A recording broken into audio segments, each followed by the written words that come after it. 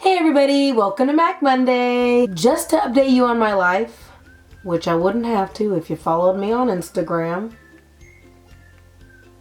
Dale and I got married on March 4th, so that was fun. And we just decided to elope and do it that way because it's a lot cheaper. So for anybody engaged out there, just elope. It's a lot more fun and intimate. And we ate our weight in whiskey cake afterwards, so that was great. What else happened? Why did January last like 800 years and then all the other months are just going by really fast? On the 27th, I turned 25, so that was cool. I had a cookout and ate a lot.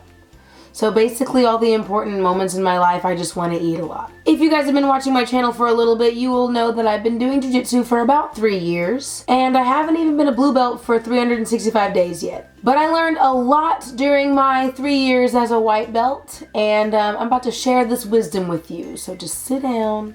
And I'm about to tell you my top 3 things that I learned as a jiu-jitsu white belt. So I went online and I asked you guys what you learned as jiu-jitsu white belts, and I'm really excited to put some of these responses in here, so just get ready for that too.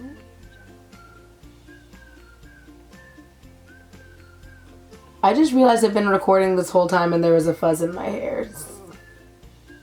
First things first, humble yourself. I've always been a really competitive person, like one of those people that's like, mad if I step into something new and I'm just not like immediately good at it. It's a character flaw, I'm aware, but okay. Jiu-jitsu definitely helps slow me down and get a better sense of self-awareness. I remember when I first started, I would be so mad that my legs wouldn't bend a certain way so that I could choke this dude out. Like, I was so mad because everybody else was doing a triangle and they made it look really easy, but my legs, my Betty Spaghetti ass legs, wouldn't do it.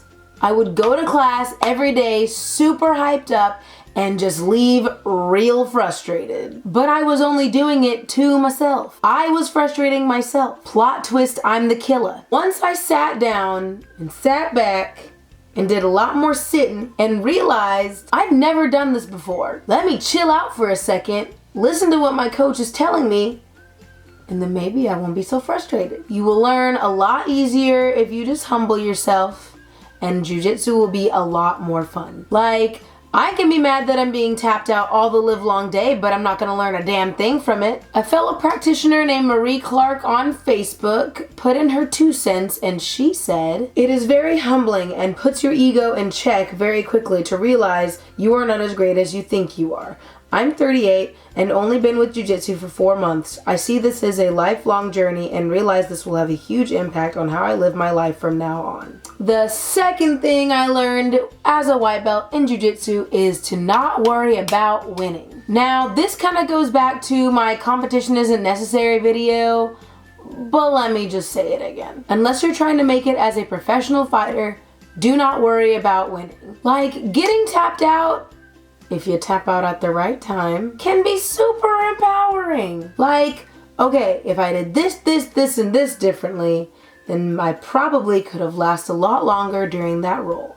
Boom, you learned something. If you look at jiu-jitsu as something that you can constantly learn from, jiu-jitsu will be a lot more enjoyable for you. I have another Facebook person right here, David M. Peters. He said, "One of the things I learned really quickly was that patience is a virtue. I was so hung up on the win-lose dynamic every roll that I was missing the lessons picked up in flow rolling or rolling without fear of getting submitted. Now, I love it when I get tapped out left and right in class. Stay patient and don't worry about winning the roll, excluding competition. Have fun and learn something." In my best Forrest Gump impression, and that's all I have to say about that. I just have to say, like, great Forrest Gump reference. You know what? Everybody just go and comment your favorite Forrest Gump quote in the comment section because I want to read them. And that movie is the best thing that's ever happened to me.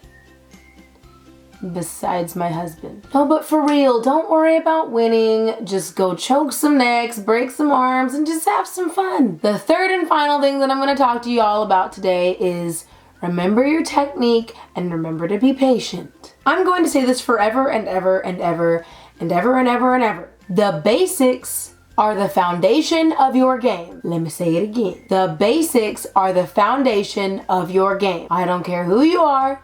We all learn the basics, and they are the foundation of what our game is in jiu-jitsu. Whenever I'm rolling with my coaches, TJ or Kevin, they'll bait me into something because that's what coaches do. And then they'll tell me, Mackenzie, slow down, breathe, and remember your basics. You can't do a flying armbar looking like a Ninja Turtle without learning a basic armbar first. Okay, I'm getting a little bit ahead of myself. You can't even roll live properly without learning how to shrimp. You won't get good at jiu-jitsu in a day. I wish that was the case. That would have saved me a lot of frustration, but I would have also lost a lot of my learning process. It takes practicing and practicing and practicing your basics and having patience. Patience with yourself, patience with your school, patience with your coach, patience with all of your other teammates, just patience. I've said patience so many times in this damn video. I'm just gonna say this video is brought to you by the letter P for patience. No, okay.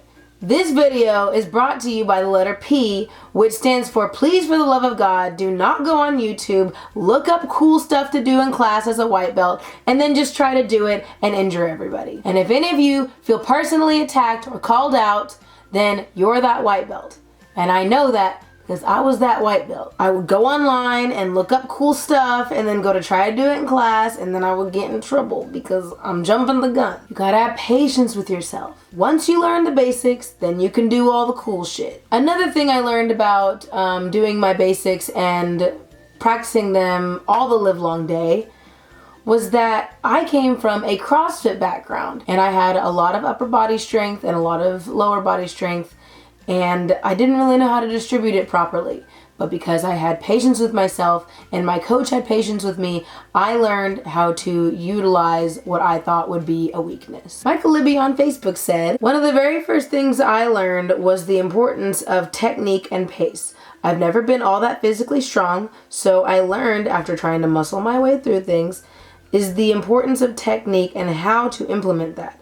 I also mentioned pace. I had a strong wrestling background and would try to keep the typical fast pace of wrestling. Well, after always being the first one to tire out, I learned how to pace myself and how to distinguish between being aggressive and calculated explosive movements. Those were the fundamental building blocks of my game today. Well put, Michael Libby. Well put. So that kind of concludes this video for the week. If I didn't mention your comment in this video, I will list everybody's Instagram names at the end so that everybody can go get a follow, everybody can make new friends, and that's always my goal. That's when everybody make friends. If there's anything specific you guys want to see on this channel, comment it below, send me a message, follow me on Instagram, all that fun stuff. Just give me suggestions. I love to hear back from you guys. Thank you so much for watching. Don't forget to like this video and subscribe to my channel for new videos on Monday. And I will see you guys on Monday. Bye.